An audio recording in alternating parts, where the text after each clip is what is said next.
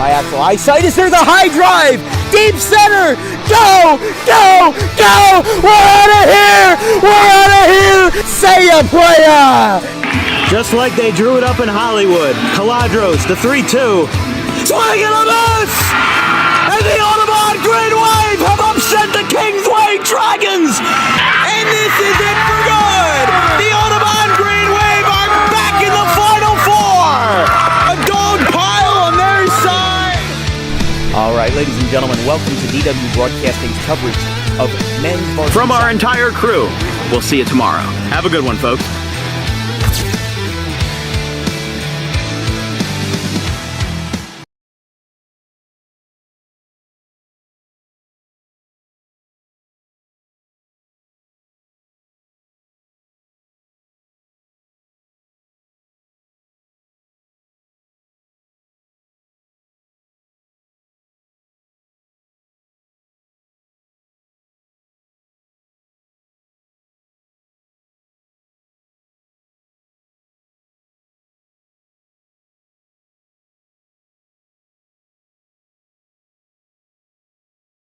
There is a little bit of murkiness in that delay and in that cancellation because it even left us and the players all baffled because Notre Dame took the field and warmed up as if they were going to play the bottom of the sixth inning, and then they pulled everybody off, they called the game, and they shook hands. Notre Dame was the one that made that decision.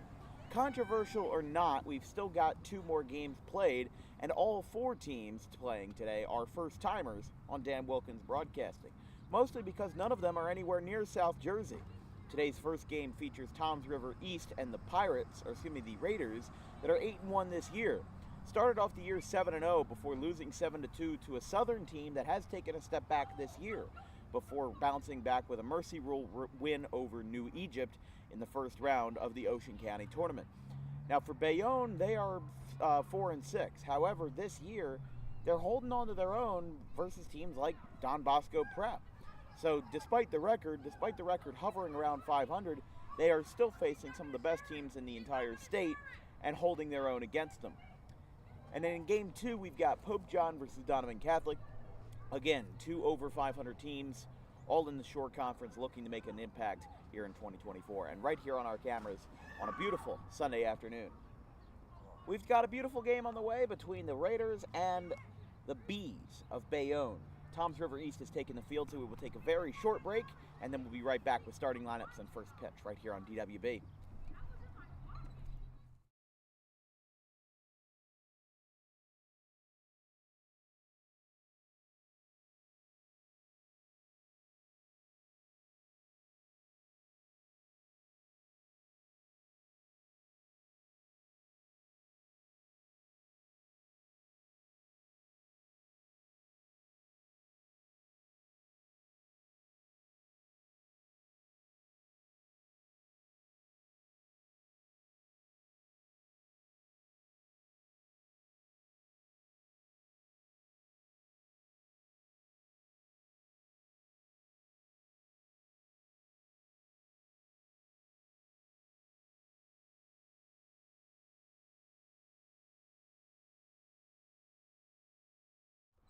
All right, Toms River East looks to continue their domination run here in 2024, looking to get their 9th win of the season.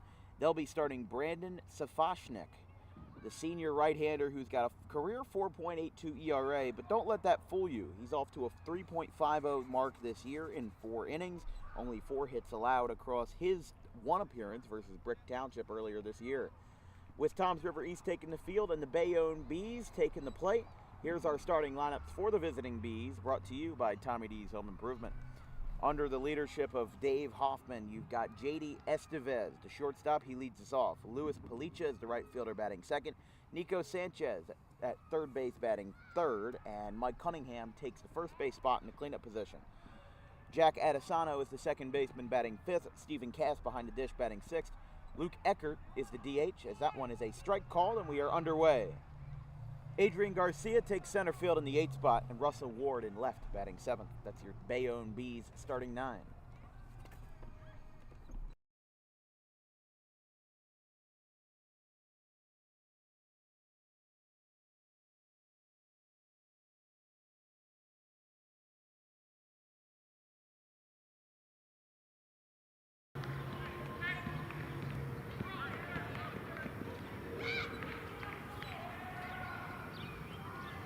So J.D. Estevez gets the start for Bayonne with a base hit.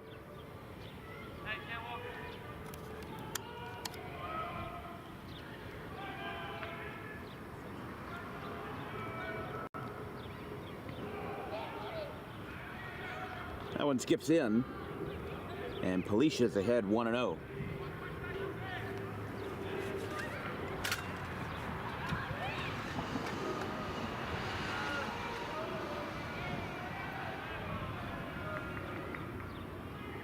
Fouled back, 1-1.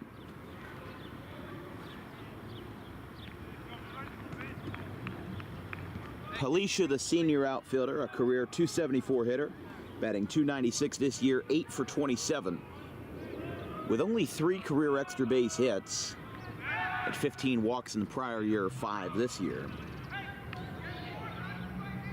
But Bayonne off to a 6-4 start.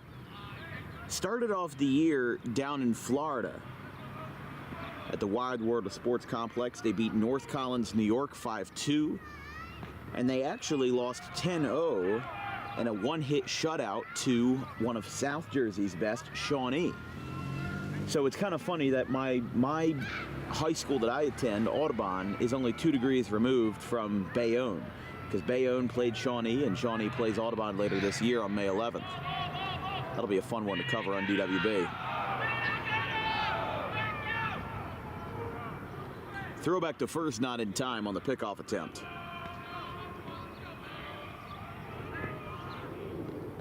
Safashnik delivers a foul ball to the netting, and it's 1-2.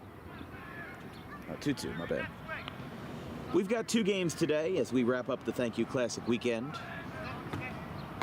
You're watching Toms River East versus Bayonne, to be followed up by Pope John versus Donovan Catholic. That's a 4:30 p.m. start. We started pretty much on time. It's a swing and a miss. Policia is retired, and there's 2 away. This brings up Nico Sanchez, the third baseman at the hot corner for the Bees. Bayonne has split their last 4 games. They're 2-2. They lost to St. Peter's Prep 3-2, Cranford 10-2, and then have won their last 2 straight versus Memorial and Bloomfield, including a 1-run walk-off win versus the Bengals.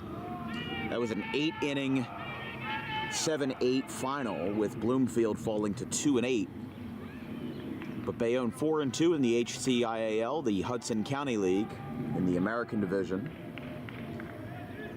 And they'll be right back at work as the throw down to first. Got him. 2 down. Wipes the bases clean with a pickoff move down to first, and Estevez is taken out. And there's 2 away. Sometimes after a couple of tries, you catch their bluff, and you know their vulnerabilities, and you get them. But they're going to make up for it with a 2-out base hit down into the left field corner. Great way to make up for the pickoff move. Replace the abandoned runner at first with a runner of your own. So Nico Sanchez gets the single. And here's Mike Cunningham. But Bayonne wasting no time. They travel to Ferris for a 4:30 game on the 22nd. Ferris 1-7 this year. The Bees have won 3 of their last 5 matchups with the Bulldogs, including back-to-back shutouts, 4-0 and 3-0. That one's down. Brandon Safashnik this year for the Raiders, a 3.5 ERA in 4 innings, just 83 pitches thrown this year in 1 start versus Brick Township. Gave up 2 earned runs, 2 walks, and 4 strikeouts. That one is high.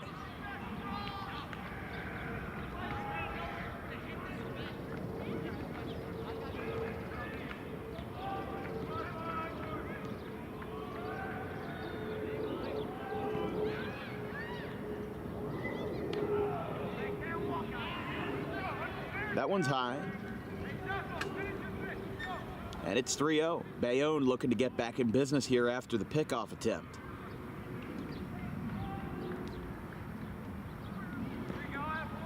There's a strike.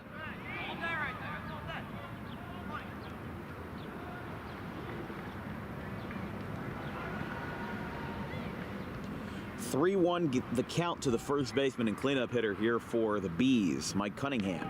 takes that one eye level, and it's ball 4. Mike Cunningham gets down to first, and just like that, after a base hit and a walk, Bayonne's got 2 runners on base, and one of them in scoring possession here.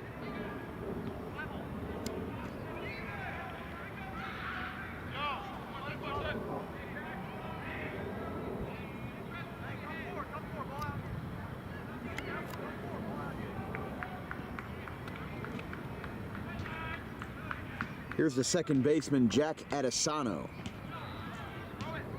Outside 1-0. The next 5 for Bayonne, they've got Ferris and then 4 straight home games. Union City, North Bergen, West Essex, and Hudson Catholic. That goes out to the 29th, which is 2 Mondays out from here. So that's a foul ball deep down the right field line.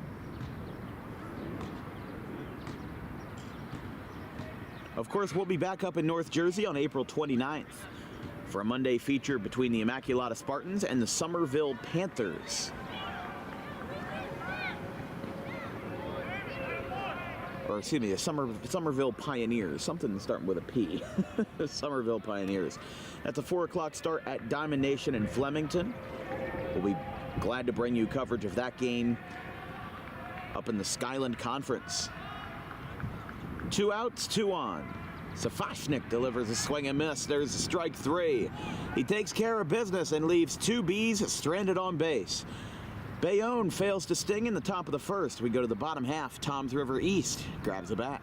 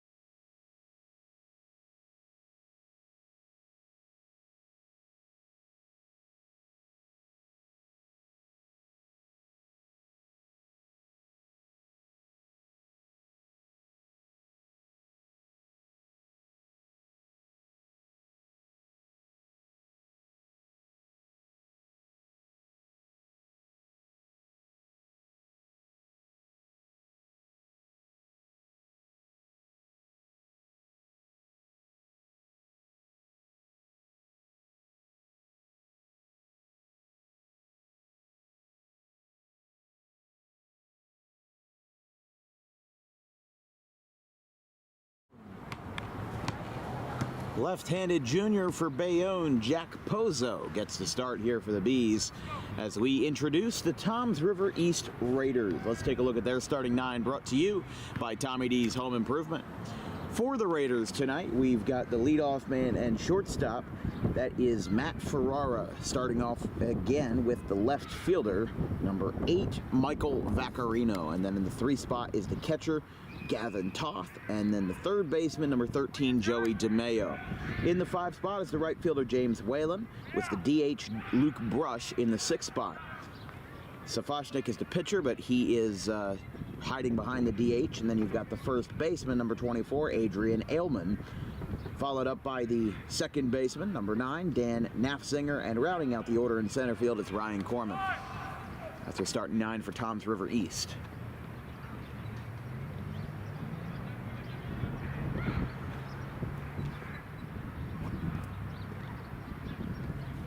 Swing and a foul.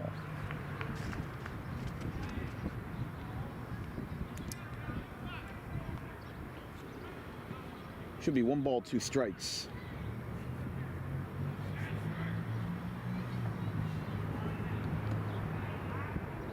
To Ferrara, the .291 career hitter and junior for the Raiders. That one's down. Had 14 hits last year and 34 at-bats. Career 16 for 55. 10 walks, 5 stolen bases in his young career. Has only appeared in 2 of TRE's 9 games this year, as that one is outside. Ball 4. And Ferrara gets started for the Raiders with a walk.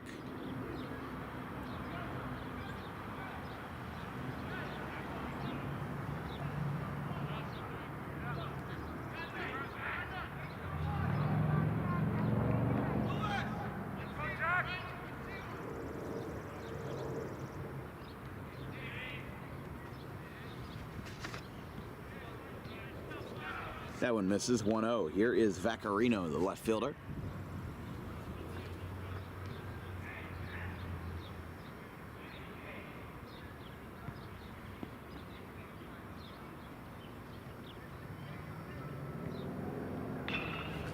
That one is poked out to short. Throw down to first is going to get away.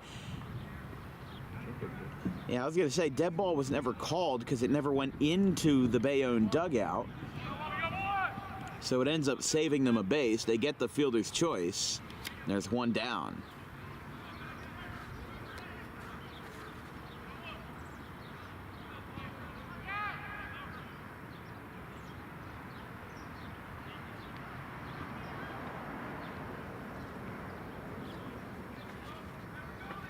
Number 3 man for the Raiders, Gavin Toth.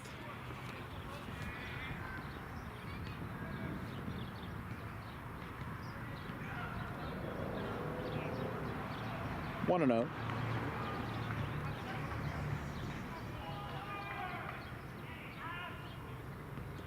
Toth, another junior in this TRE lineup, 571 this year.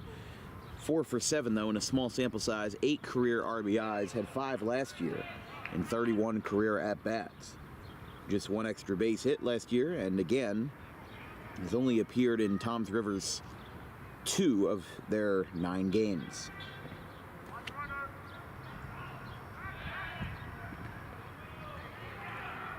Although to me,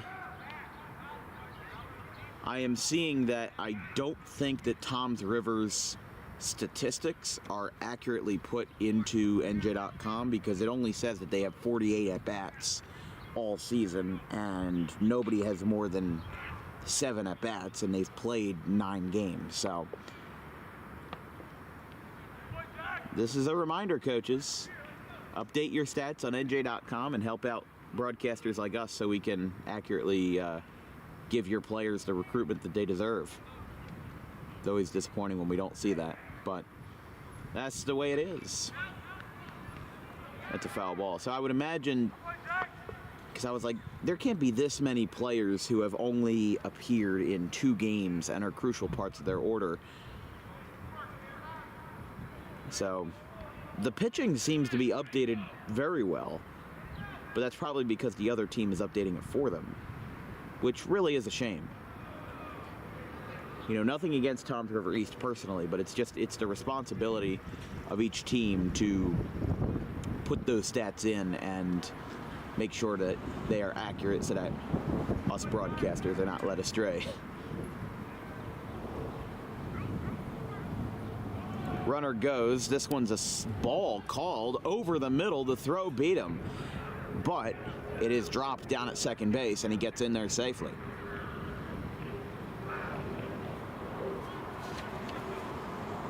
So Toth still working here with 1 away. You heard that loud and clear. 3 balls, 2 strikes, 1 away. Runner in scoring position for the Raiders. And that's outside. First base now occupied here for Toms River East.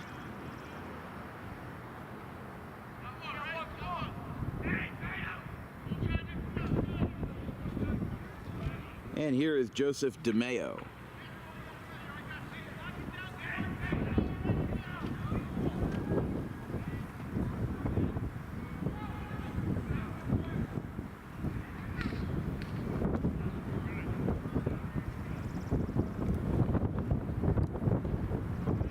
That one's high and away.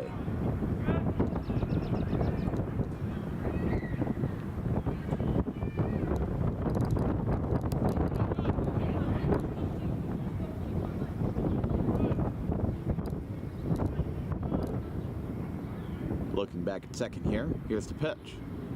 Swing, and a miss, got him in a high and away fastball.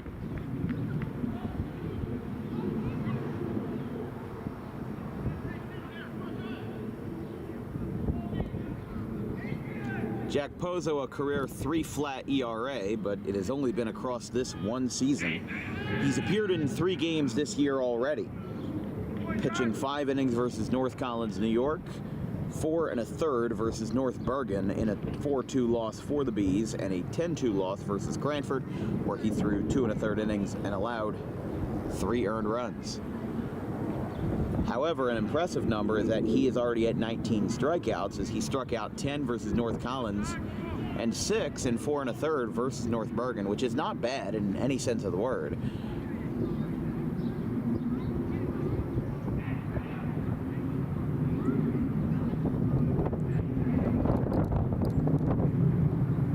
Here's the pitch. Strike called on a curveball.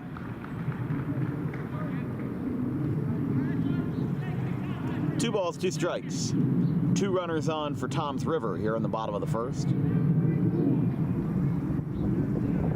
As Bayonne looking to hang on to this scoreless first after they were denied a few base runners as well. That's a foul ball, back to the netting. We kick off this next week with a Colonial clash between Haddonfield and Audubon at 4 o'clock on Monday. Then we go back to JUCO baseball with Bergen versus Camden County. That is I think it's a 3 o'clock start on Tuesday the 23rd.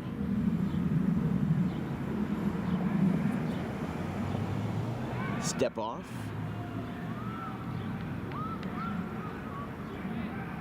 Wednesday we have Woodstown and Audubon, another out-of-conference clash for Audubon. That's a 4 o'clock start. Thursday is a doubleheader with Camden County and Salem County softball. Throw down a second, not in time. And then Friday, we'll be in Margate. Not my crew, but just me. I'll be in Margate calling the Paul Six versus Audubon game as part of a partnership with BFA Productions. Popped up first base side, going over, and it's foul. Onto Browning Road.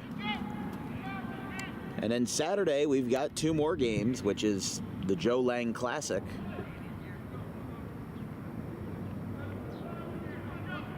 Pennsauken and Pittman leads us off at 11:30, and then the winner of that game plays the winner of Gloucester versus GCIT at 1:30 on Saturday. And thank goodness we'll be off on Sunday the 28th. There's a strike. He got him. Strike out for Pozo, and there's 2 away.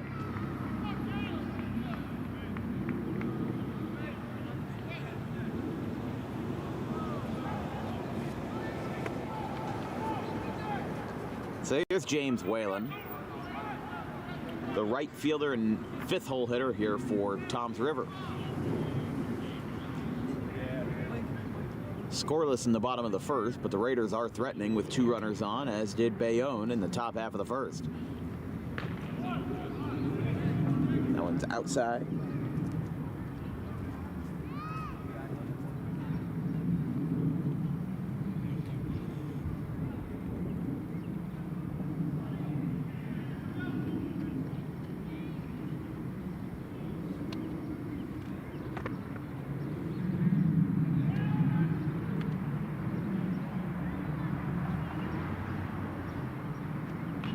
Foul back.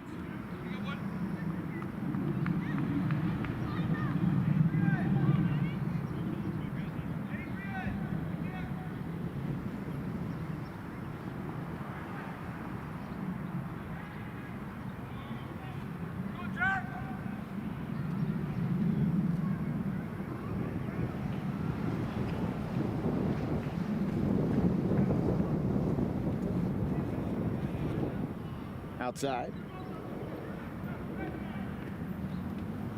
2 balls, 1 strike.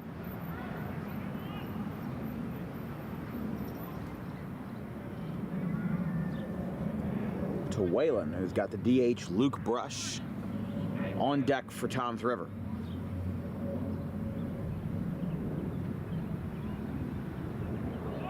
There's a strike, and Pozo is one strike away from keeping us scoreless after one. He's got a good fastball curveball mix. It's a pretty simple mix, and like there's not a whole lot to write home about it, but the curveball is nice. It's got a little 12-6 motion, especially from the lefty. If you run that in on the hitter, that's going to be hard to knock. This time goes with the changeup, and he thought he had it, but he did not. Ooh, just toying with him at this point. It's 3-2. Both runners will be going here on the pitch. Toms River looking to get an early lead in the bottom of the first here for the Raiders.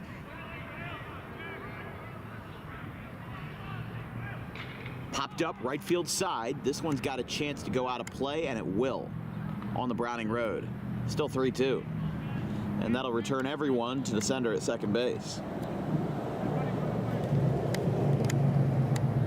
You're watching coverage of the Joe Line Classic. That's next weekend. The Thank You Classic here on Dan Wilkins Broadcasting. If you have any questions or comments about today's broadcast, drop me a line at thedanwilkinsshow@gmail.com. All of our social medias and contact information is in the description of this YouTube video, including our Venmo. We're a small independent broadcasting business run by an 18-year-old from South Jersey. Any contributions that help towards my college fund or any expenses are greatly appreciated. 3-2. That one's poked down the left field line and foul. Still a full count. Toms River East is somewhat known for playing under the lights down there in the Shore Conference. Not too many teams regularly schedule their 7 o'clock games, but they've got a couple more on the way.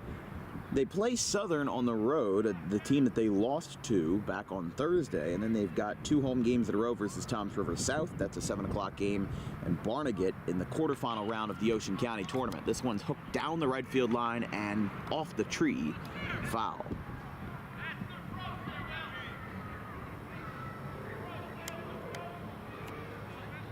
They then have 2 more road games versus Toms River South and Jackson Memorial. The Shore Conference operates very similarly to the Cape Atlantic Conference, where if you play 2 division games versus an opponent, let's say for Toms River East's sake would be Brick Memorial, you would play them back to back. 1 game at your place, 1 game at their place. The Cape Atlantic League operates the same way. Pretty sure the Skyland Conference also operates very similarly. That's ball 4.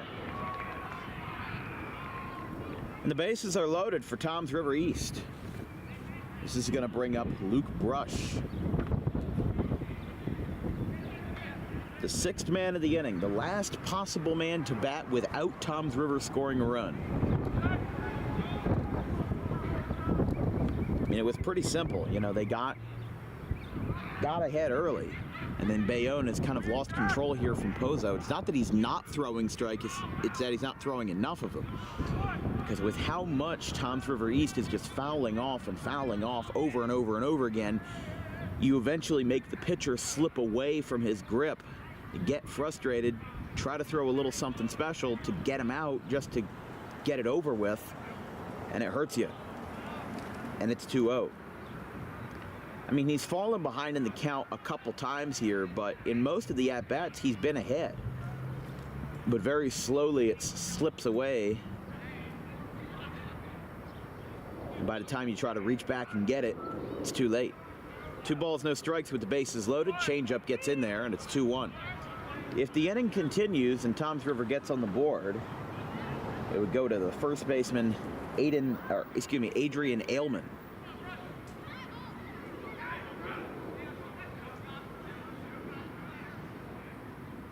Swing and a miss. It's 2-2. If you're just joining us, it's 2:30 in the afternoon on a beautiful Sunday here from Brooklawn. Just about 60 degrees and overcast, as it has been basically the entire weekend. And a 2-2. Changeup hit out to straightaway right. It's going to actually go to shallow first. Who's got it? Nobody's got it. It's a fair ball. 2 runs are going to score on the miscue in the infield. Toms River East on the board on a little blooper by Luke Brush. The ball just got over the head of Cunningham. Nobody could track it down, and a ball drops in right center field, rather in shallow right field, hooking towards the line. And a 2-run single, that is technically a single for Luke Brush, makes it 2-0 East. And here's Adrian Ailman, first baseman here for the Raiders.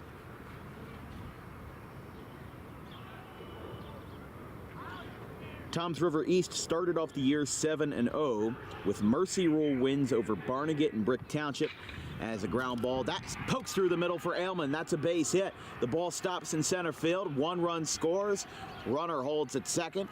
And now Toms River East leads 3-0 over Bayonne.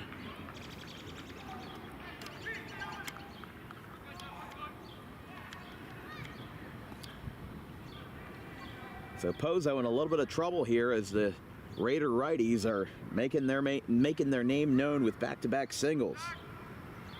Picked up by Garcia in center field. And here is the second baseman, Dan Nafziger. That's 0-1 to Nafziger. They swept their conference series versus Brick Township, Toms River North, Central Regional as well. So 6 straight wins for them, including 1 non-division win versus Barnegat. Now it's outside. As we said, their 1 loss this year with versus Southern.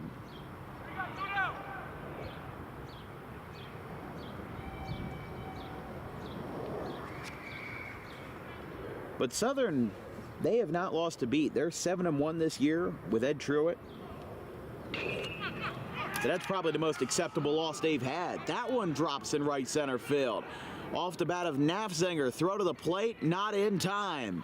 4-0 East. RBI single, 3 in a row for the Raiders. And they are stomping all over the Bees. And now here comes out in a hurry head coach David Hoffman. We talked to Hoffman before the game, and as tradition, I always go and try to shake the head coach's hand, and he said, I got 7 stitches in my arm, and he had patches all over his fingers. Said there was some sort of accident or whatever, and we did a classic elbow bump instead, something popularized in 2020. But this time there was a good reason for it. The number 8 hitter for East, or actually, excuse me, the number 9 hitter for East, Ryan Corman, will step in as the Raiders look to bat around in what has now exploded into a 4-0 game.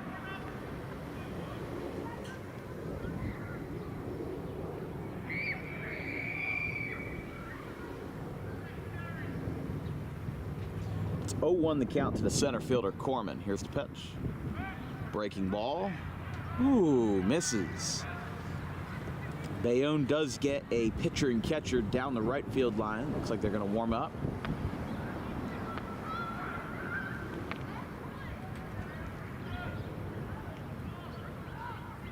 And the pitch. There's a strike. He's got one more.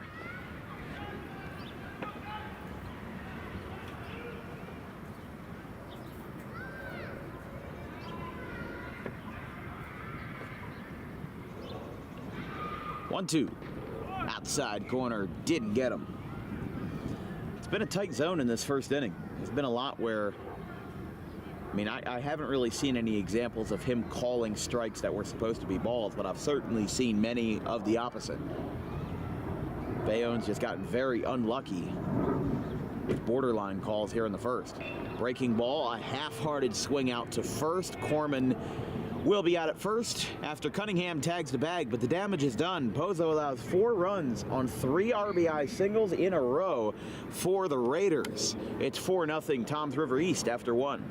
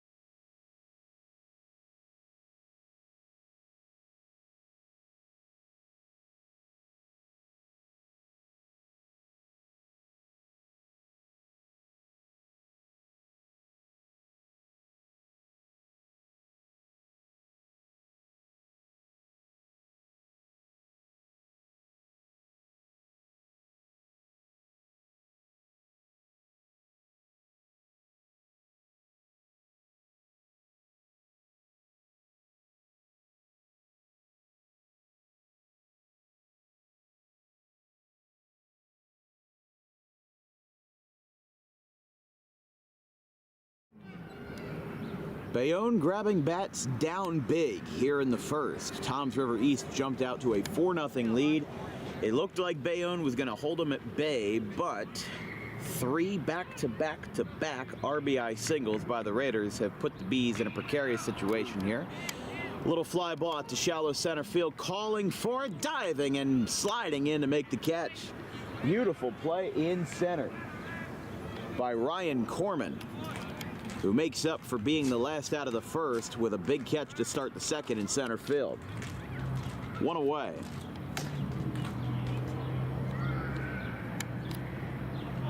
And now here's Luke Eckert, the DH for the Bees. Bats from the left side here. Infield a little shifted over, and that one's high and away, 1-0.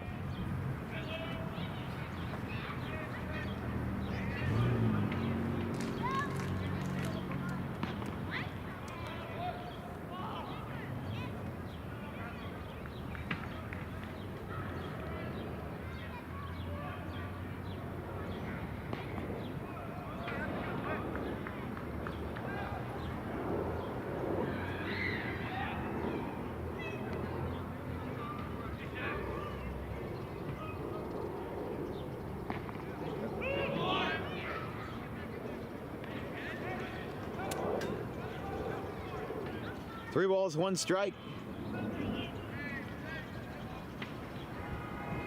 To the DH, and that one's outside. Ball 4. So Toms River East allows a base runner to Bayonne here in the top of the second.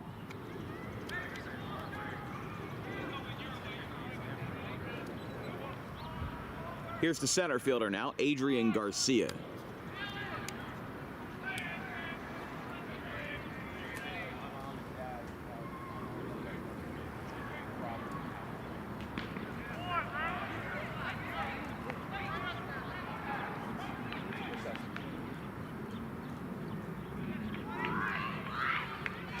Garcia will be followed up by the left fielder Russell Ward. In the 9 spot for Bayonne. Here's the pitch. Inside, almost got him in the ribs.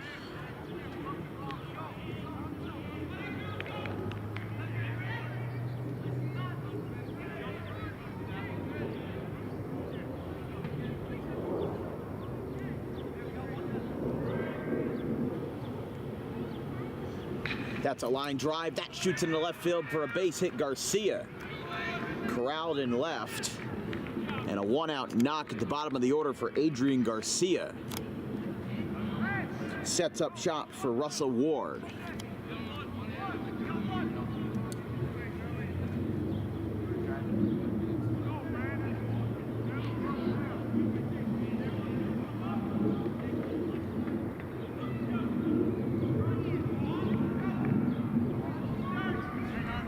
Ward, the left fielder for the Bees, looks to cut into the deficit as that's a throw down to second. Almost got the runner, and the throw almost went awry.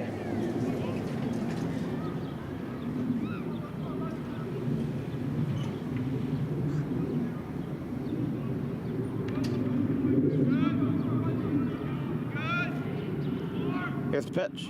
Ooh, that one almost got him. This time it did hit him. It got him and grazed him in the shoulder. So that's going to load the bases. And now their coach is going to come and talk out to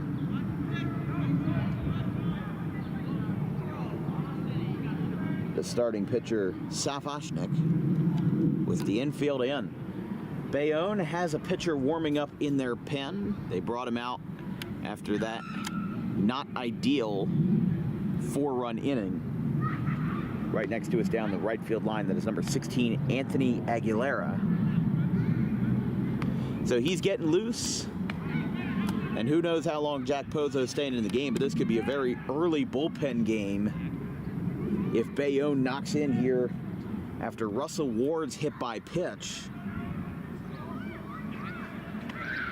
And it turns over now to Estevez.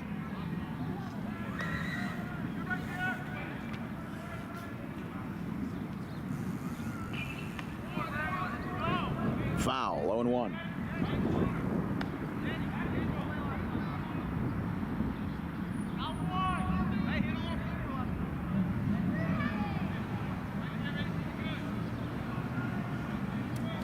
Estevez singled his first time. Here's the pitch. That's a little floater. It's a fair ball out to shallow right, but it's going to be caught by the second baseman. One away, or two away rather. And that's a big hole in the sails for Bayonne, as they are going to try to claw their way back, but if they leave the bases loaded, that's obviously going to be a big hit to their confidence here.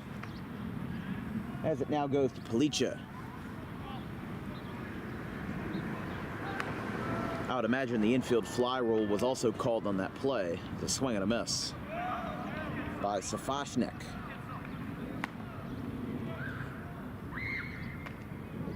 Safashnik last year at 33 innings pitched, 28 strikeouts, a 4.67 ERA, as that one's down. Had 22 earned runs, and in his career has 11 unearned runs. 61 unearned, 50 earned. And there could be some more earned runs on the board if Bayonne's top half get it, as that one's down, but called a strike. You could see the reaction there. It was a little adverse. He didn't like the call. He steps off. But obviously, if Toms River East gets away and takes full control of this game, I mean, it definitely would hurt Bayonne very much, because, look, that's a 2-hour drive to get here, all for that to lose in a blowout manner. That's not what you want for your travel time. That one skips in front of the catcher's mask, picked up by Safashnik. The second game on the docket is Pope John versus Donovan Catholic. That's a 4:30 p.m. start. We'll be here for both games today. But considering the pace of this one, might be a little later than 4:30. With Toms River East up 4-0 here in the second. That's a strike on the outside corner. Safashnik with another inning-ending strikeout to leave the bases loaded for Bayonne. Bayonne looked like they were going to get some runs on the board, but are swiftly denied. We go to the bottom of the second, 4-0 East. In life, the road ahead is full of possibilities, but to navigate it safely, you need the right skills. Harper Driving School is the premier driving school serving Gloucester, Salem, and Camden counties. With experienced instructors, many of whom are teachers in local schools, we are dedicated to your success and will help you master the road with confidence. With an over 95% success rate of students passing their road test on their first try, you know your student will be in good hands while embarking on a huge step of their young adult lives, all while avoiding the lines at the DMV and getting insurance discounts. We chose Harper, and so should you.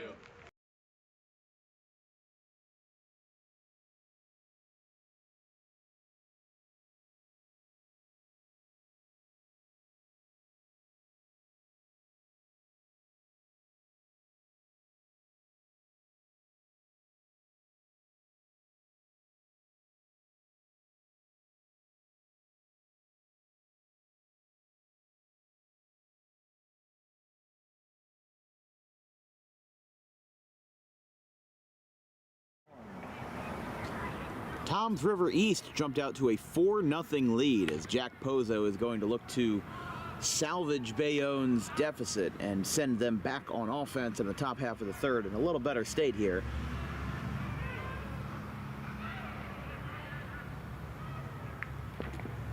That one misses. 1-0.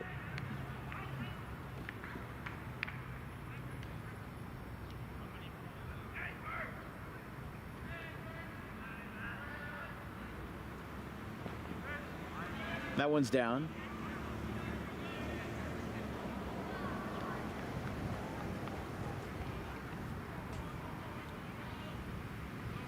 Two balls, no strikes here. This one's hit softly to right center field. Got a good barrel on it, and it dropped for a base hit.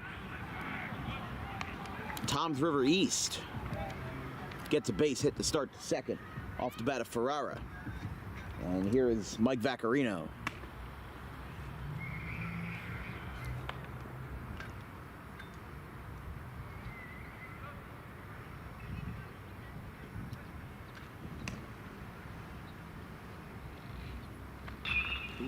That one's rocketed to left. That's a base hit.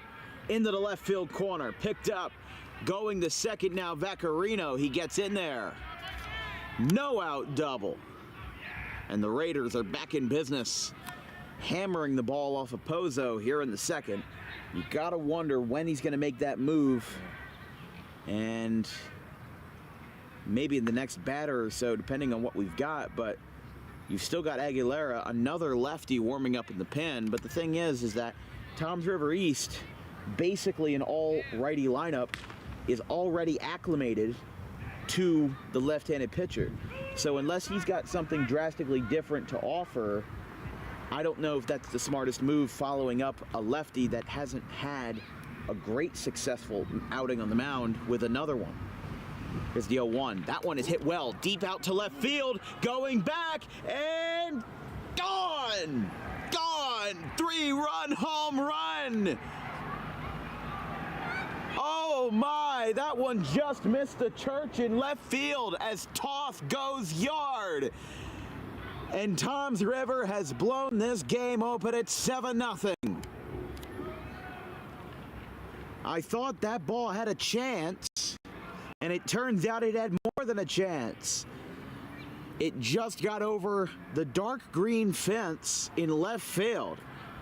And Toms River East sends one out of the yard for a 3-run home run. Ethan Toth, have yourself a day. 3-run homer.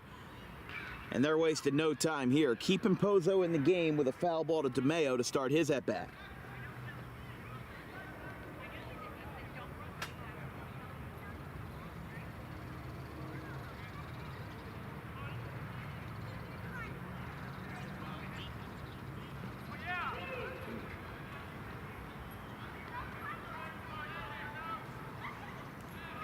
Oh, 0-2 quickly to DeMeo. Had a foul ball and a strike call.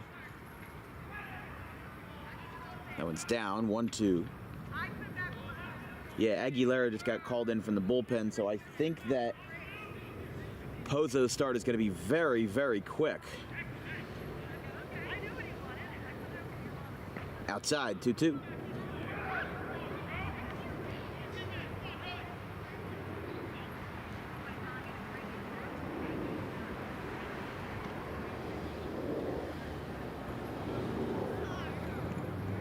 That's a line drive.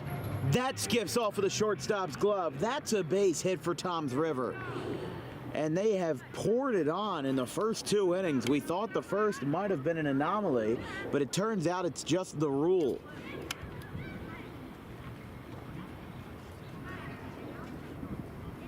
And here is Whalen now. The 3-run homer by Gavin Toth. 1-0.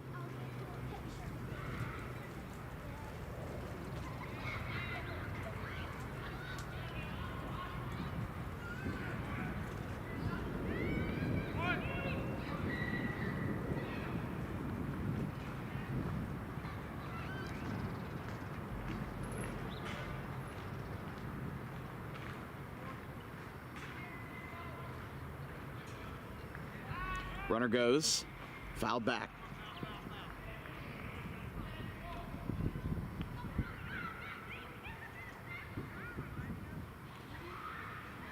That ball just got over the fence in left field. That's 326 feet.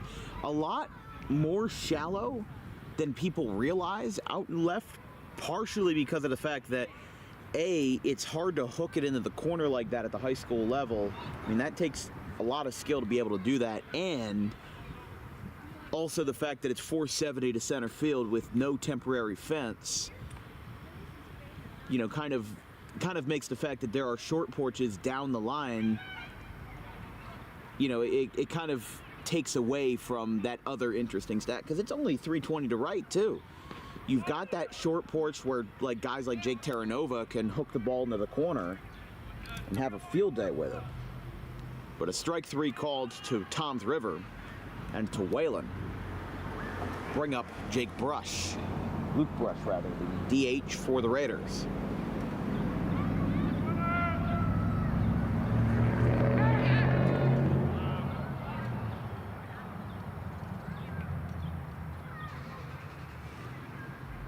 And to be entirely fair to Bayonne, it's not like they've made defensive errors that have, tainted the quality of this game. Toms River East has just poured it on with true, grit. As that one skips away, but he does get in there at second base safely with a stolen base. So, credit should be given to Bayonne. They play one of the toughest conferences and one of the toughest counties in Hudson County, in South Jersey, in the entire state, really. They play in one of the toughest conferences. So, I would say that the way that it is right now for them, this isn't really their fault. Toms River is just a new opponent that they haven't seen before, and they're not really used to it, and they're not used to playing on this field. I mean, neither team is, but some are better at adapting to those long travel times and the funky places where you can play. Some people are better at adjusting to that. But a fly ball to center takes care of Brush, and there's 2 away now for the number 7 hitter, Adrian Aylman. 9 batters came to the plate for Toms River in the first, and now we're already in number 7 here in the bottom of the second. There's a strike.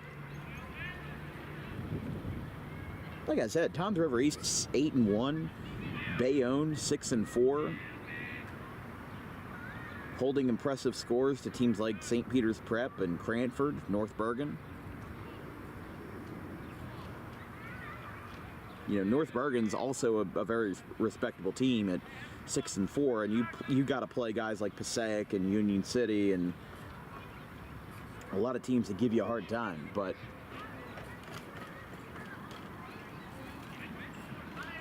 here's the pitch, fouled back.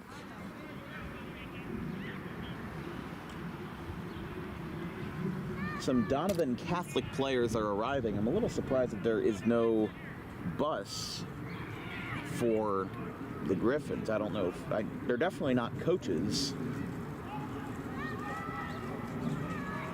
so I don't know if they just decided to travel from Toms River to here, but that's a foul ball.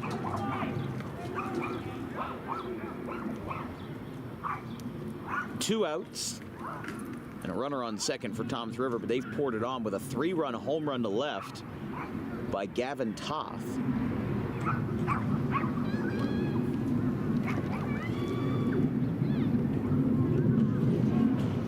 Here's the pitch. Outside, just missed.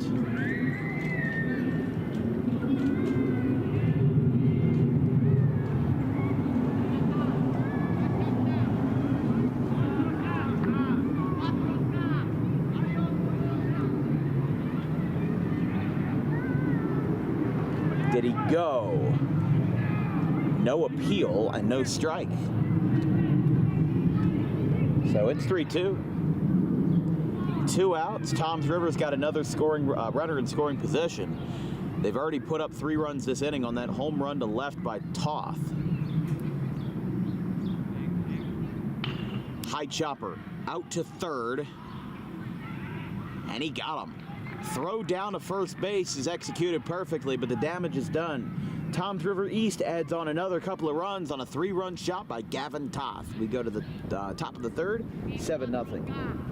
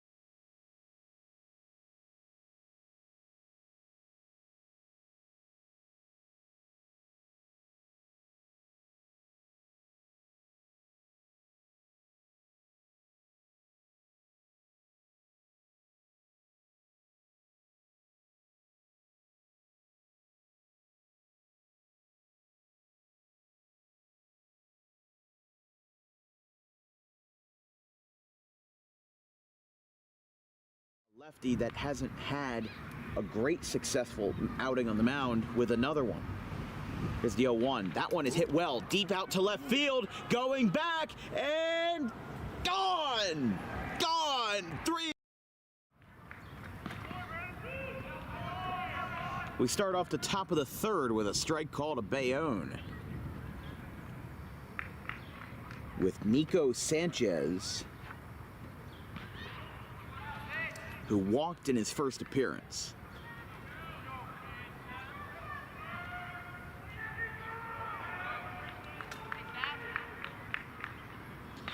Right-hander delivers a ground ball out to third, picked up. Throw across is in time, and Sanchez is retired. And this brings up Cunningham now, the first baseman for the Bees.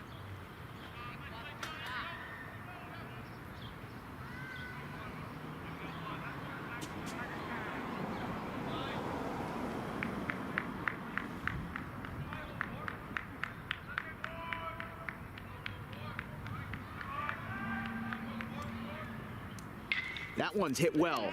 Out to center field, going back, and he can't get there. This is going to be extra bases. Cunningham, round second, holds up there. The ball stays in the yard long enough for that to not be a threat of an inside the Parker, but that definitely would have been out up at Bayonne's field attached to their football stadium. And a one-out double.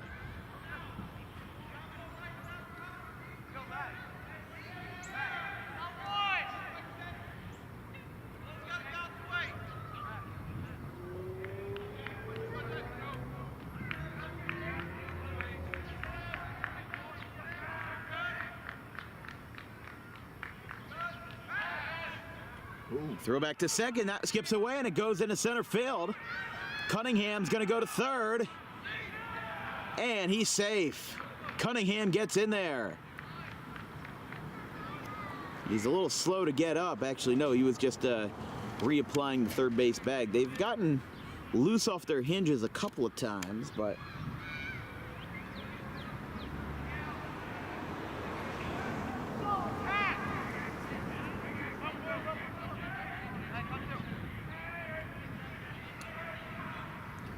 that one skips in to Adesanya.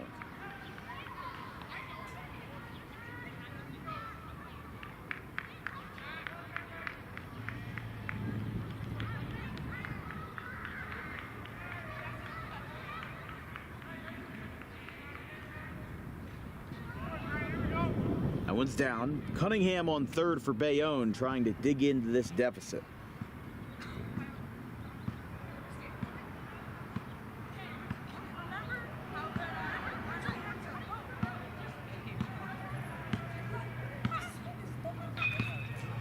That one's a ground ball through the left side, base hit, and Bayonne's on the board. RBI single off the bat of Jack Adesanya, and it's 7-1 in favor of Toms River.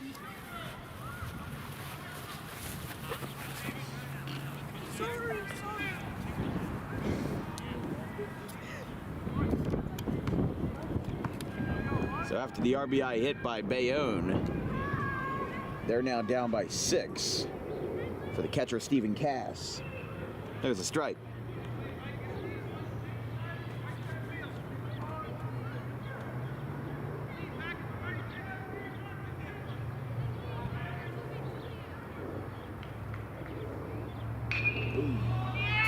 Got all of that one in the right center field, but playable, caught in right as Whalen brings it down. 2 away. Now for Luke Eckert.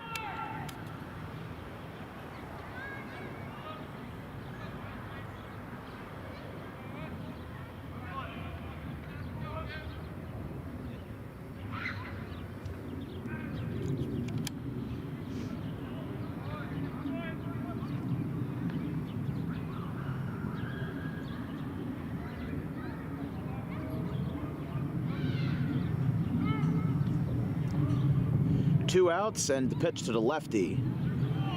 A swing and a miss by the DH Eckert.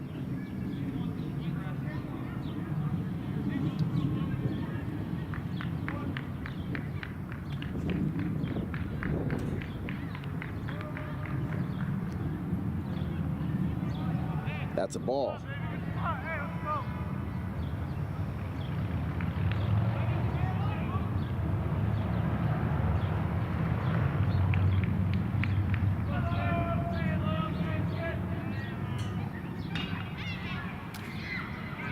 Fly ball third base side and foul. So yeah, some Donovan Catholic players have arrived here. That's pretty much most of the team. Maybe with the exception of some coaches, and I didn't see any bus pull up, and I guess they all traveled here on their own. I saw that a couple times with JUCO baseball. There was an occasion where Brookdale Community College was playing Camden. Brookdale's another one up near the shore, up in like Neptune and stuff like that, up near like Perth Amboy, so in Middlesex County. So they all took Sprinter vans, like South Jersey used to have with Range Rovers going to the Philly airport. You know, they would take these Sprinter vans. There were like 3 or 4 of them deep, and they would travel the team in the absence of a bus. As there's strike 3. 3 innings in a row as Chesnovsky has gotten 3 strikeouts to retire the side and stop the threat for Bayonne. Don't be fooled. They put runners on, but Toms River has shut them down. An RBI single by Adesano puts the Bees on the board, but they still trail by 6 going to the bottom of the 3rd.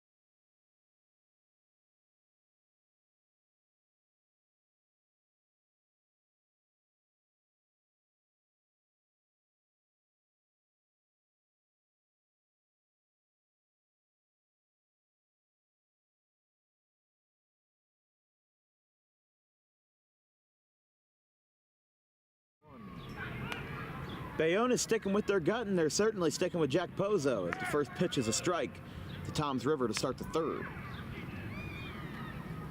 They lead 7-1, a 3-run home run by Gavin Toth that hooked into the left field corner for DWB home run number 14 on the year. The second one hit this weekend. Saw one off of the church, a little bit higher up off the bat of Seth McCormick of Gloucester. And now this one by Toth is our 14th of the year. That dates back to our first, which was Gavin Degnan of RCSJ Gloucester, Rowan College versus Camden County College. When our website launches in a couple of weeks, hopefully, we'll have a full home run board that you can look at with spray charts and everything, because I love keeping track of stats and everything. That's one of my favorite things to do with a broadcaster. Here comes a fly ball to center. It drops for a base hit.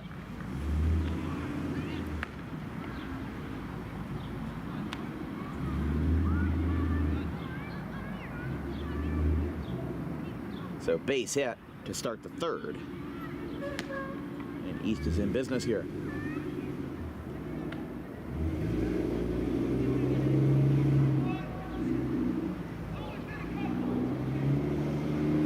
Bunt back to the mound. Pozo gets the easy out at first, and the sacrifice is successful. 1 away. I don't get sacrificing up by 6, but to each their own, you know.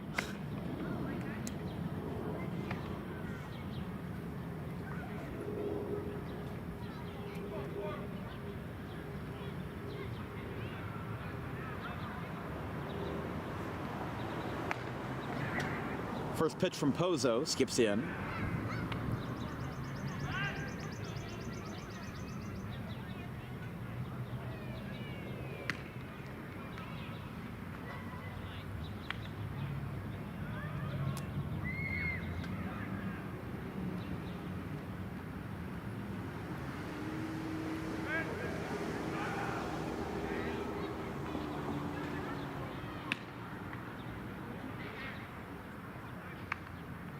Toms River East put up 4 runs in the first, put up 3 in the second. Haven't gotten anything yet, but they're certainly threatening to with a runner in scoring possession.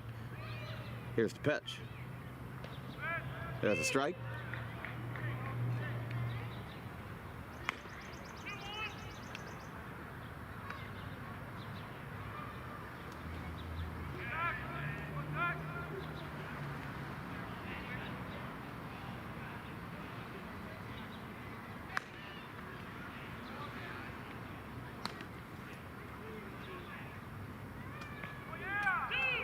Strike 2.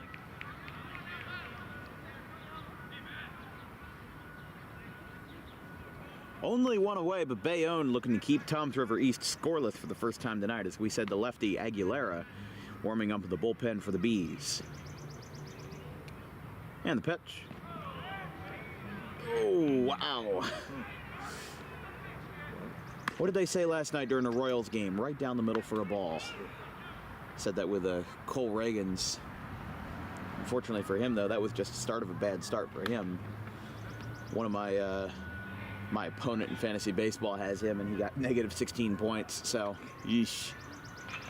Ground ball foul down the third base line and off the off of the Raiders dugout. Although on any other night, it would be the Rams dugout, where Gloucester Catholic is, the Bobby Barth dugout, here at Joe Barth Field. But the Barth family is the pinnacle of Gloucester Catholic baseball, the most state titles in all of New Jersey with 20, including one last year, as that is ball 4.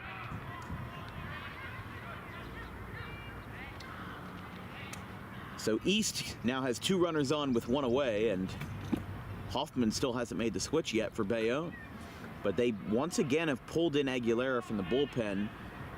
They took him out in the second, had him throw a good dozen or 2 dozen warm-up pitches, and then pulled him out like they were going to put him in. Line shot to left. This might be a good time. No, it's foul. That one's going to roll all the way to the church.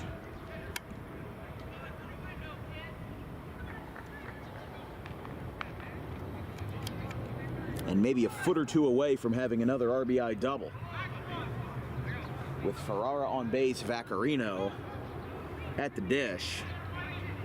And of course, with Ethan Toth on deck, Gavin Toth rather, who has already had that 3-run home run earlier, he might look to strike twice.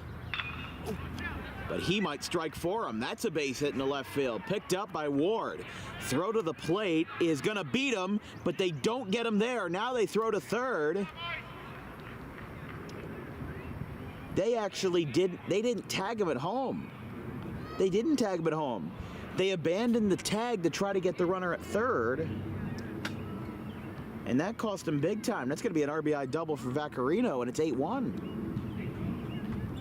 The throw beat him by a couple of steps to the plate, and then he just decided not to tag. And the infield is coming in here for Gavin Toth. Although I feel like everybody should take about 5 steps back here. That one's upstairs.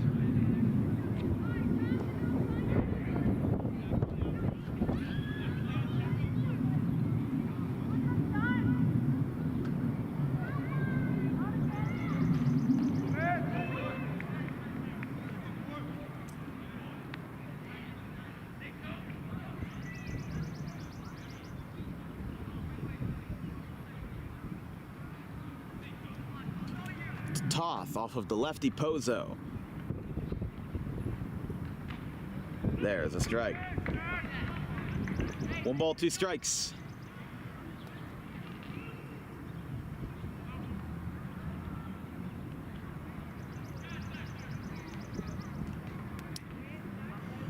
But that sequence in the second inning was something special.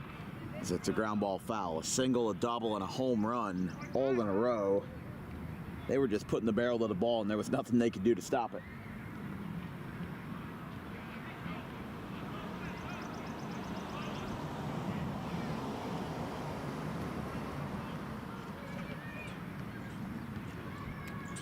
Outside. But Toth has scored 1 run as he was a walk with 1 away in the first.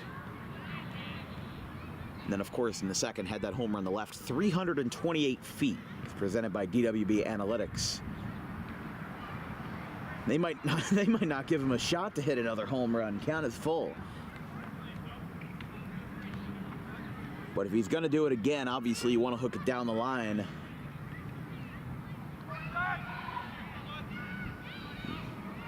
Just grip it and rip it. Well, he's certainly swinging like he wants to hit another home run.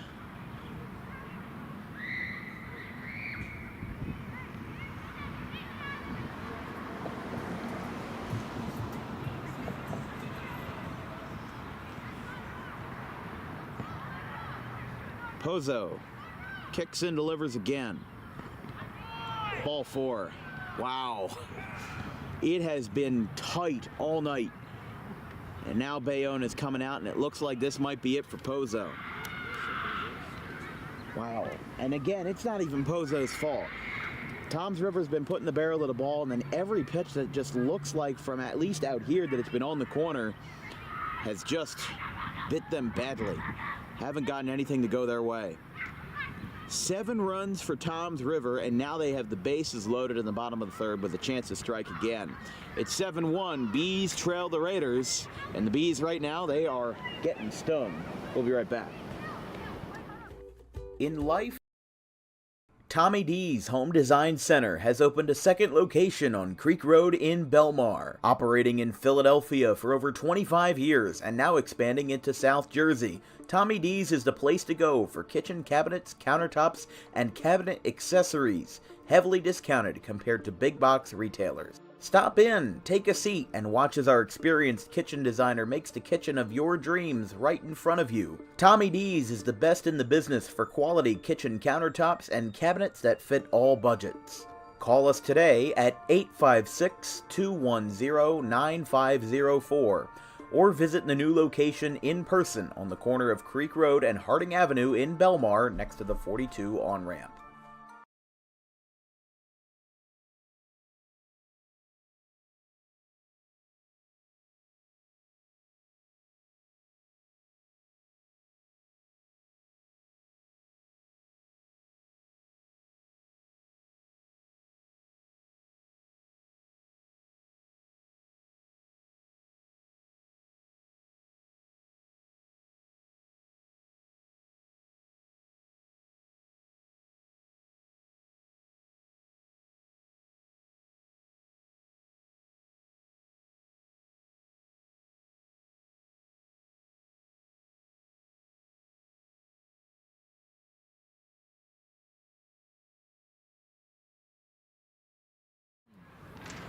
New pitcher for the Bees, number 16, Anthony Aguilera.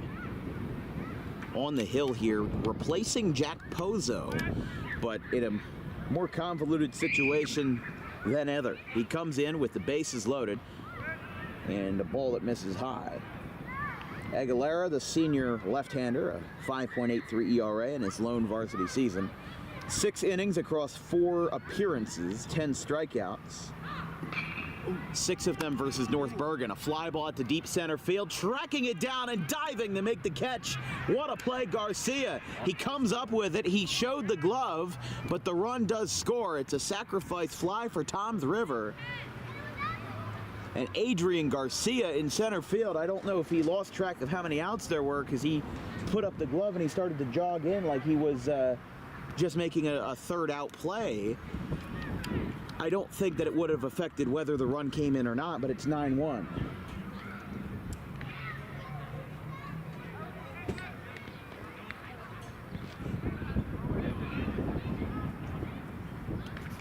Nice catch in center by Adrian Garcia. Here goes the runner, and he'll get in there uncontested.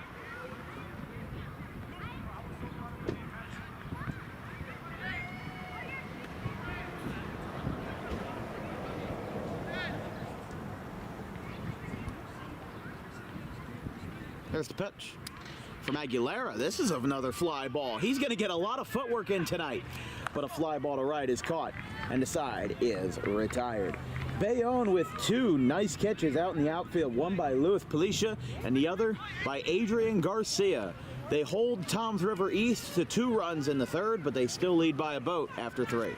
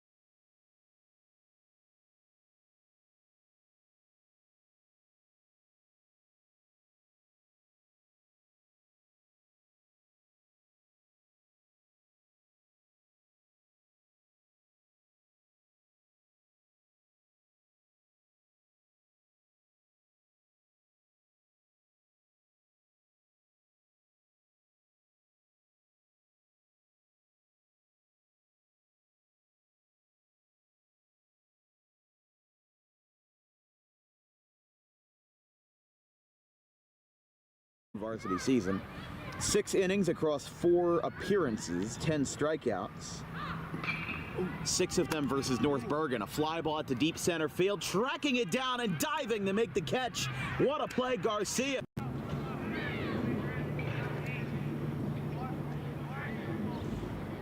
Nothing other than a DWB web jam right there. Nice play in center field by Garcia for a sac fly for Toms River East in the bottom of the third. They lead by a bunch in the top of the fourth, and it's time for DWB Trivia Time. Today's question is, which Major League Baseball player has the most home runs hailing from the state of New Jersey? As there's a foul ball deep down the left field line and into the church parking lot. The answer, the options are Todd Frazier, Derek Jeter, Eric Karros, or Mike Trout. The option, or the answer, will be revealed in the bottom of the fourth inning. So after the deep foul ball down the line by the Bees, looking to get back on the board offensively, chases this one high, and it goes foul.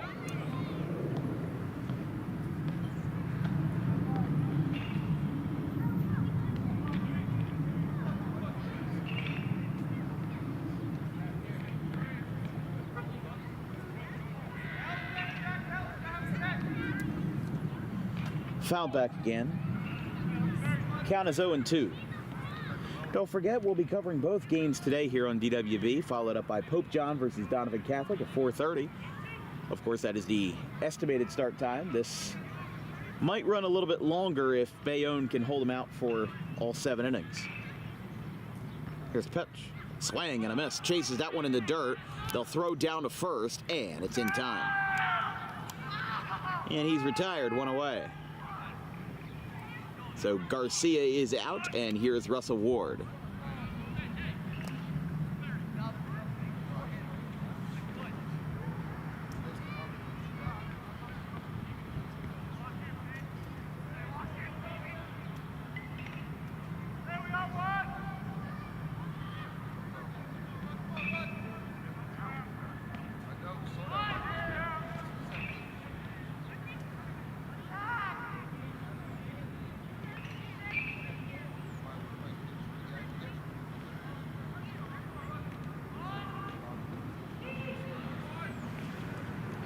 Strike called, and it's 1-1.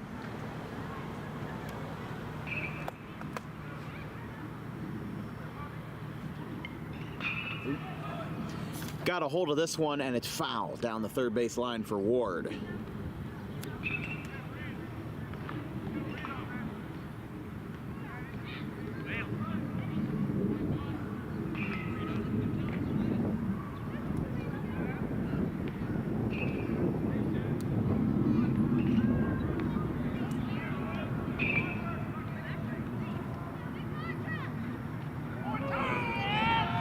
He got him. 2 down.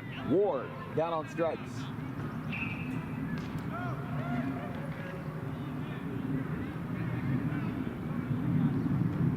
Strikeout number 5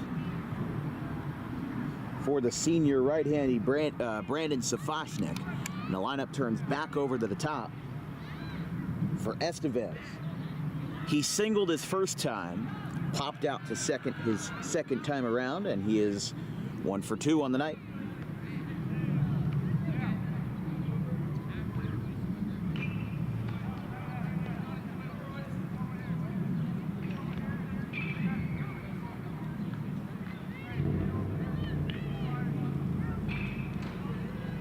Looks like Donovan Catholic warming up in the cage behind them, and some Pope John players, I think, have also arrived. There's a swing and a miss. Safashnik looking for another strikeout, as he has surpassed 60 career Ks in tonight's outing, as that one skips low.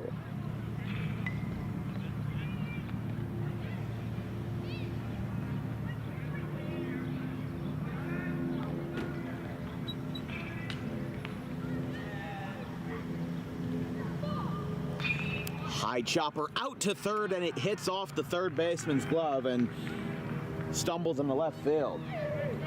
Whalen had trouble picking that one up, or excuse me, DeMeo had trouble picking that one up. And in all fairness, Gloucester Catholic's field is known for producing those tough bounces. And that will be a base hit, as it just barely missed, and Estevez is now 2 for 3. And that's a crazy thing that shows that Bayonne's offense has been productive, and if it was any other team than Toms River, they would have easily put up 4 or 5 runs at this point. There's a ground ball, nice play, and he got him. A beautiful play, cross-body throw by the shortstop, Ferrara, and the side is retired. Bayonne once again strands another runner on base. They have just not had anything go their way, and honestly, it's not even their fault. They trail by 8 in the bottom of the 4th.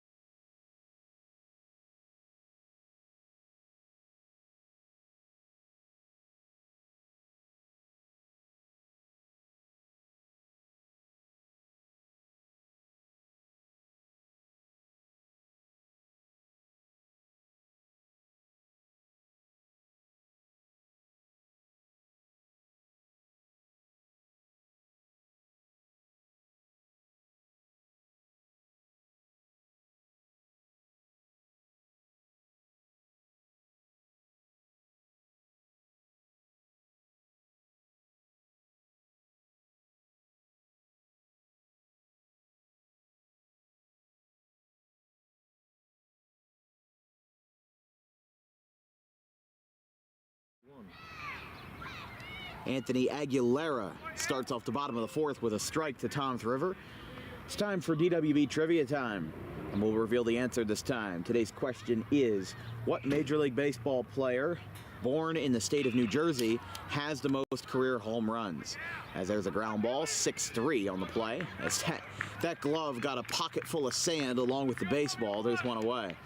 The options are Todd Frazier, Derek Jeter, Eric Karros, or Mike Trout. Vince, you got a guess for us? I'm just have to go with Mike Trout. You're going to go with Mike Trout? Well, you'd be correct. Mike Trout, despite still being an active player, has already surpassed Derek Jeter for the most home runs in his career. Derek Jeter was born in Pecanic, but moved to Kalamazoo, Michigan as a young child. That one's high and away to Brush to start his at-bat. The thing about Jeter is it's kind of like a Paul Goldschmidt case. I remember I went to a Wilmington Blue Rocks game, and attached to the Blue Rocks Stadium is the Delaware Baseball Hall of Fame, which sounds really niche. It is. It's probably about the size of like a small office building, basically. It's one floor. You could probably take a lap around the entire museum in 5 minutes or less. And they don't charge admission either. It's just like, you know, would you like to donate, basically? Because it's Delaware. Not a lot of things go on in Delaware, except for people that want to save money when they shop, because there's no sales tax. That is the most shocking thing about Delaware, is that is the most defining attribute / fact about their state. There's no sales tax. Because people flock all over to go to Delaware. And people flock all over to see that base hit by Brush. That goes back up the middle, picked up by Garcia. And East once again is a base runner here in the 4th. But getting around to what I was saying, you know, like Maryland's known for their crabs, Jersey's known for their pork roll, California's known for like surfboards and the Hollywood sign. Delaware, taxes. Oh, that one hit off of Aguilera in the back. It gets the rebound, and he got him. Anthony Aguilera took a ball off of his back, and they got the out. Talk about a painful way to get the out, but there's 2 away.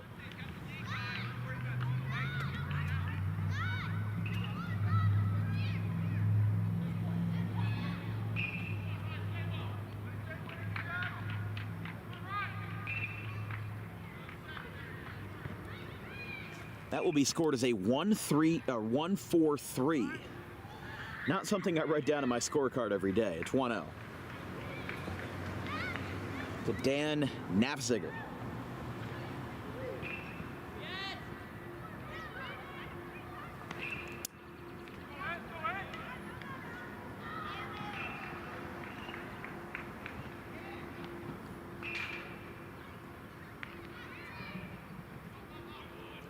The number 8 hitter here for the Raiders. They're up by a bunch here in the bottom of the 4th off of Bayonne. Runner in scoring position here for the Raiders. Pitch from the lefty Aguilera. That one's lined into center, going over and making the catch on the run is Garcia, side retired. He's had a fair share of web gems in center field today, and for the first time, Toms River East does not get a run on the board in an inning. We go to the top of the 5th. Bayonne holding their own and making sure they do not go down without a fight. It's 9-1. Garden State Pet Center is an independently owned full-service pet store. Our specialty is promoting companionship between people and animals by providing the healthiest product choices available, including all-natural foods, supplements that support and relieve health issues, and innovative products for pet parents. Our goal is to provide our customers with a relaxing environment, and while we're not striving to be the biggest store on the East Coast, we're striving to be the best. No other pet store will make you feel at home like we do. At Garden State Pet Center, we view pets as members of the family. We don't believe in fast, high-pressure sales, but instead matching up the right pet with the right owners, as you are making a lifelong commitment. Together with our team members, we would like your visit to our store to be both enjoyable and educational. Simply drop in and take a look around. View the birds, reptiles, small animals, toys, food, cages, and miscellaneous items. Learn of the services we have to offer and decide for yourself if this is the store you'd like to call your home away from home. Victor Santucci, owner of Garden State Pet Center. Visit us today at 226 South Whitehorse Pike in Audubon, New Jersey. We're open 7 days a week for all of your pets' needs.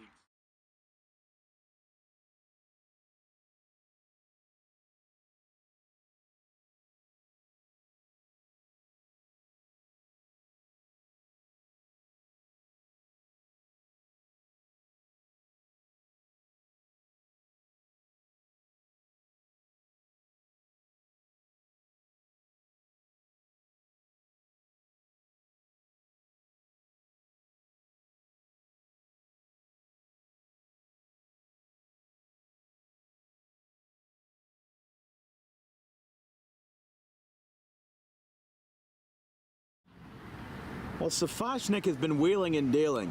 He's held Bayonne to just 1 run in 4 innings. However, it has, has not been without a fight, because Bayonne has left 7 runners on base in 4 innings, including the bases loaded in the 2nd. So they have hit Safochnik, but he has flipped the switch and made the difference when it matters. But Anthony Aguilera for Bayonne has also made it count when it matters, as he held Toms River East to no runs for the first time tonight after 3 innings of very offense-heavy baseball from Jack Poza. Quick swing and miss by Bayonne, and it's 0-2. Coleman, Ferrara, and Vaccarino will be the first three for Toms River in the bottom half, but that's foul. Now it's 3, 4, and 5. Sanchez, Cunningham, and Atriano. Sanchez 0 for 1, a walk and a ground out to this point for the Bees. But as we said, I mean, there's a swing and a miss, strikeout number 6 for Safashnik. There's one away. That's the thing, is that Bayonne has put runners on base. They've put the bat to the ball, they've hit it deep into the outfield, but Toms River East has really just been there at every turn, and there's a reason why they're an 8-1 team. There's a reason why they take these out-of-conference games and battle them so well, because they're well-traveled. In the Shore Conference, you have to travel pretty far to meet your opponents, and Toms River, you know, they've played teams like Barnegat that are good maybe an hour away. You know, you play teams that are out of your comfort zone, and they're certainly out of their comfort zone here, being so far away in Brooklawn. There's a strike. 1-1. For Mike Cunningham, he is 1 for 2. A strikeout and a double at this rate. Ground ball out to short, and he bobbled it. Ball went off the glove, hopped over his head, goes into center field. That'll be an E6 against Toms River, and Cunningham gets aboard. Best case scenario here for Bayonne is take advantage of those plays. You know the vulnerabilities that exist in the infield.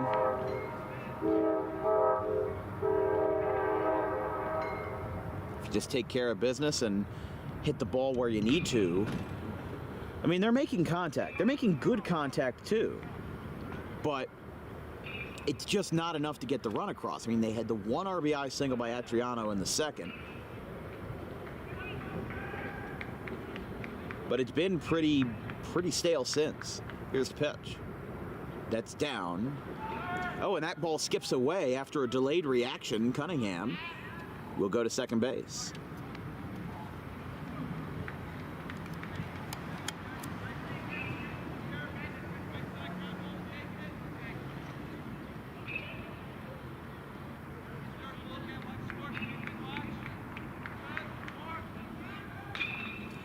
That ball is hit out to third, throw down in time.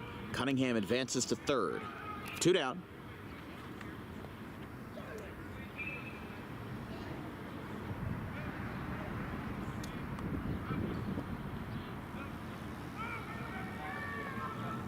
So Donovan Catholic and Toms River East are the number 1 and 2 seeds in the Ocean County tournament.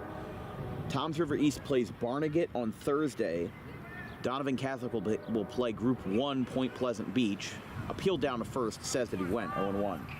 The other 2 games being played are Jackson Memorial versus Brick Memorial, and Toms River East versus, Southern versus Toms River South, which is the 13 seed. So out of the 16 teams competing in the first round, the only one, I guess you could say Barnegat being the 9 seed is an upset, but I don't really consider 9-8 games to be an upset. That's your most equal matchup that you have. There's a foul ball, 2 strikes against him.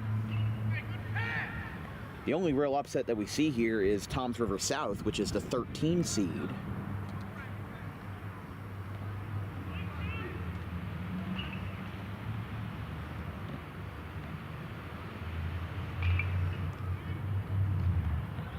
At the letters, wow. The fact that we're saying it good 4 or 5 times in this game, it's something. And he makes up for it with a fly ball deep down the line, but foul. That one went 3/4 of the way up the trees. That one was way up there.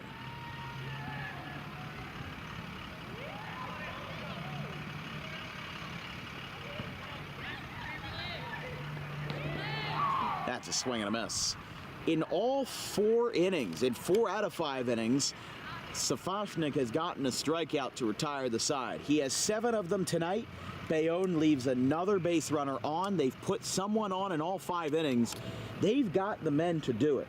But Toms River East is closing them out and outdoing them at every turn. We go to the bottom of the 5th. East leads 9-1. In life, the road ahead is full of possibilities. But to navigate it safely, you need the right skills. Harper Driving School is the premier driving school serving Gloucester, Salem, and Camden counties. With experienced instructors, many of whom are teachers in local schools, we are dedicated to your success and will help you master the road with confidence. With an over 95% success rate of students passing their road test on their first try, you know your student will be in good hands while embarking on a huge step of their young adult lives, all while avoiding the lines at the DMV and getting insurance discounts. We chose Harper, and so should you.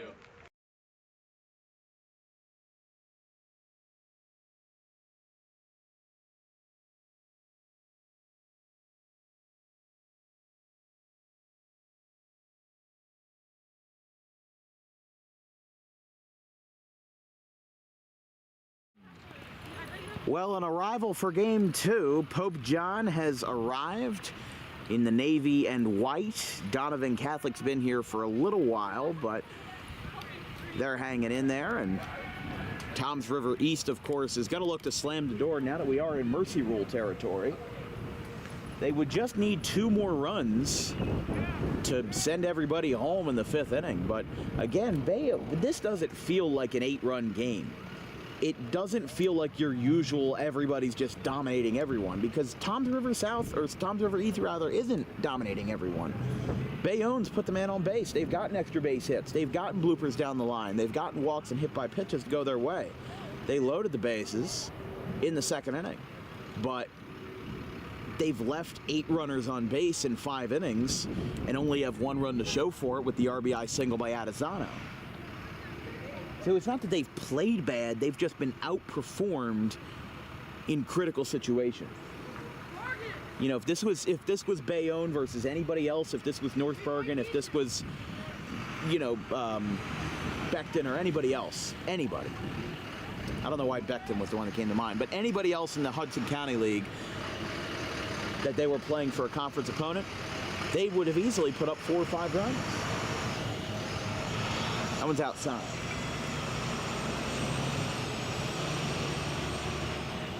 This time around, Bayonne put a runner all the way to 3rd. There was an early error by the shortstop. He advanced to 2nd on a wild pitch and then advanced to 3rd on another ground ball, but just didn't score. Doesn't matter how many runners you leave at 3rd if none of them cross the plate. But it's 2-1 from Aguilera, who has been the 2nd pitcher and the 2nd lefty to pitch for Bayonne tonight after replacing Jack Pozzo.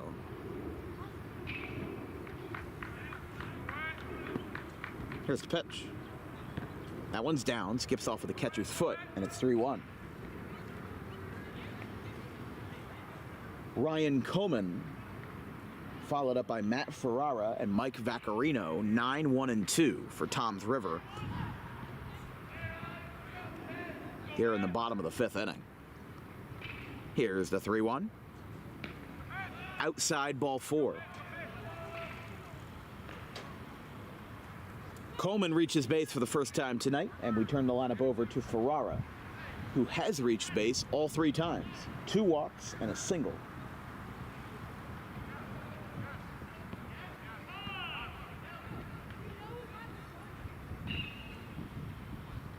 Time is called, looks like for Coleman. They might have a pinch runner here.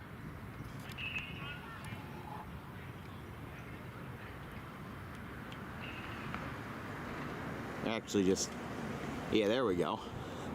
They were looking in the dugout for somebody, and now number 16, Jonathan Pullman, will come out and pinch run in place of Coleman. Now, Coleman being the center field is not a pitcher or catcher, so that is a permanent substitution, because that courtesy runner rule doesn't apply to all 9 fielders. It only applies to pitchers and catchers. So if you pinch run for him at, you know, as a center fielder, you have to keep him in. And there's a strike. Right down the pipe, and it's 1-1. This broadcast is brought to you by Garden State Pet Center. Keep your pet happy and healthy today with the most organic food products available in South Jersey, along with toys, cages, accessories, and more. Visit 7 days a week at 226 South Whitehorse Pike in Audubon. As there's a floater in the right, that's a base hit. Picked up, throw down to third. He's going to move all the way over, and the pinch runner Pullman does his job by advancing 2 bases on a base hit. A little floater to right by the leadoff man.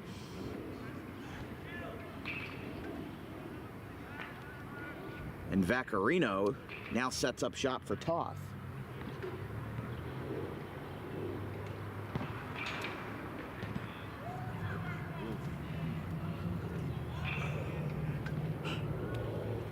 They are playing the outfielders for Bayonne super deep here. That one's out. Just especially in center field and left. They are backed all the way up because they might have to run for a while. And especially with that game-winning run on first, because with this being mercy rule territory, if that runner from first comes around, then the game's over.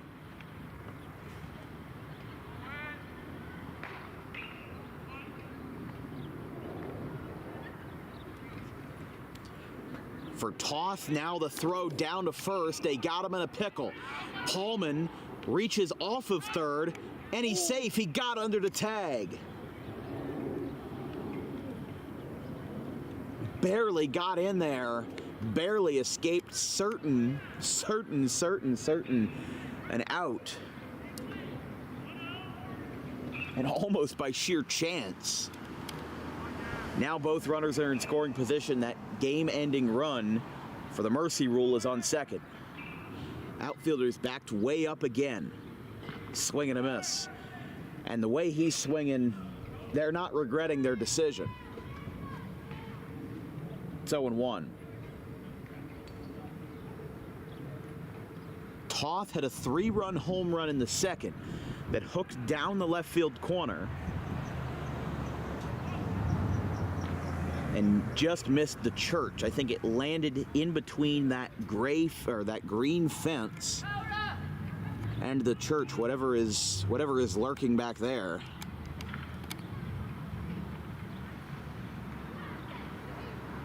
Here's the pitch. There's a line drive that goes into center field. If 2 runs score, this does it. The throw to the plate, it is not in time. Ball game. A 2-run single by Ethan Toth, his 4th and 5th RBIs of the game, delay the inevitable and get a game-winning, mercy rule-winning single up the middle, and Toth is going to be your player of the game just like that. He put the game on his back, and he ends it on his watch. That's your Harper Driving School player of the game. He popped off tonight. 2 walks, a 3-run home run, and a 2-run single to win the game, scoring both Pullman and Vaccarino, and that's going to do it here in Game 1. That one ended prematurely with the start time at 2 o'clock. We're out of here in 1 hour and 44 minutes for Game 1, and unfortunately for Bayonne, look, they played a great game, but the base runners left on base was what really bit them. You know, Safashnik, you know, he did excellent out there. He had 7 strikeouts in 4 innings, and 7 strikeouts across 5 innings. But the problem was 8 base runners left on base for Bayonne. They put multiple base runners on base in pretty much every inning they played, and they just got 1 run across the show for it.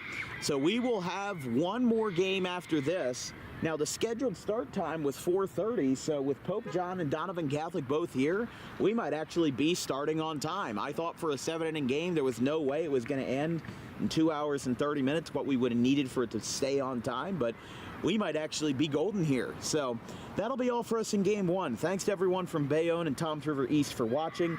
This is our first time covering both teams, and we really appreciate the support. So I'm Dan Wilkins with my producer Vincent Vogt, our social media managers Anthony DePalma and our graphics crew Gavin Van Rel, Caleb Lane, and Liam Nolan. So we've got one more game to play. If you want to stick around, we've got Pope John and Donovan Catholic on the docket for 4:30. They will be on our separate YouTube link for Game 2 and Game 8 of this weekend. That's all for us today. Toms River East 11, Bayonne 1. Have a good one, folks.